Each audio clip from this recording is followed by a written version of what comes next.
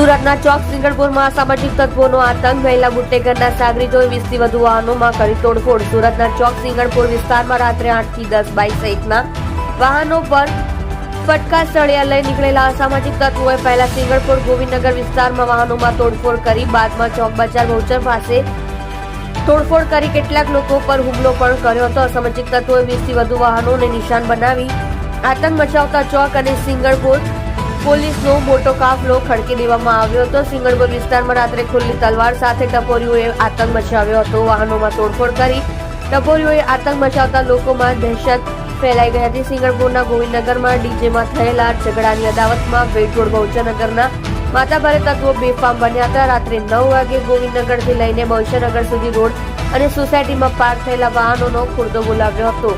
તલવાર સહિતના ઘાતક હથિયારો સાથે આવેલા માથાભારે તત્વોએ કાર અને બાઇક મળી 10 જેટલા વાહનોની તોડફોડ કરી. એક યુવકને તીક્ષ્ણ હથિયારથી ઘાની ઈજા થઈ હતી.